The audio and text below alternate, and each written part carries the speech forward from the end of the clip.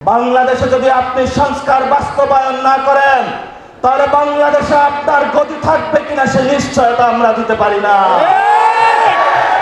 এখানে অনেক তরুণ প্রজন্ম রয়েছে যাদের চোখ দেখলে বোঝা যায় জীবনভর একটা স্বপ্ন, তারা একটা সমুদ্র। তারা এখন শান্ত হয়ে রয়েছে।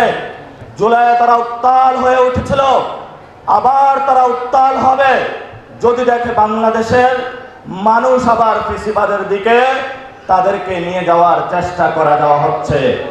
আমরা দেখেছিলাম শেখ হাসিনার সময় আমাদের উপরে যখন গুলি চলেছিল, আমরা আওয়াজ তুলেছিলাম, আমরা একটি সিস্টেম বা বাংলাদেশ একটি সংস্কার চাই, যেই সংস্কারের মধ্য দিয়ে স্বাস্থ্য ব্যবস্থা এমন হবে যে আপনার সন্তান হামের কারণে মারা যাবে না, যেই সংস্কারের মধ্য দিয়ে আমাদের কোনো সংরক্ষিত নারী আসন থাকবে না, যেটার মধ্য দিয়ে আপনাদের ভোটে আপনারা নারী প্রতিনিধি নির্বাচন করবেন, যেই সংস্কারের মধ্য দিয়ে যার মনে খাহেশ জেগেছে আমি দীর্ঘ সময়কালীন বাংলাদেশের প্রধানমন্ত্রী থাকব, তার গদি নাড়িয়ে তাকে স্বল্প সময়ের মধ্যে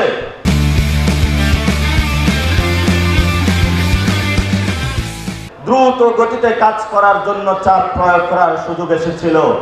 যেই সংস্কারের মধ্য দিয়ে তত্ত্বাবধায়ক সরকারের ফর্মুলা যেটা রয়েছে, সবার অংশগ্রহণের মধ্য দিয়ে একটি শান্তিপূর্ণ এবং নিরপেক্ষ নির্বাচন হবে।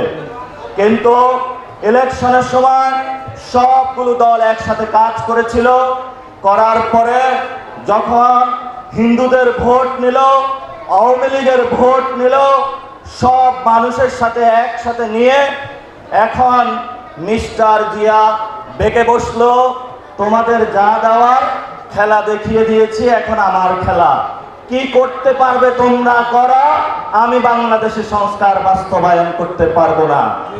এই চ্যালেঞ্জ আমাদের তরুণ প্রজন্মের সামনে সে ছেড়ে দিয়েছে।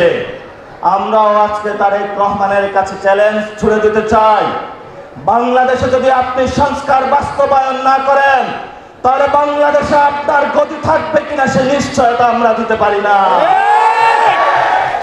কারণ জনগণের ম্যান্ডেট দিয়েছে, জনগণ ভোট দিয়েছে, এই জনগণের ভোটের বাক্সে কেউ যদি লাথি মারতে চায় আমরা তার গতিতে লাথি মারতে কোনো কুণ্ঠবোধ বা দ্বিধা সংকোচ করব না।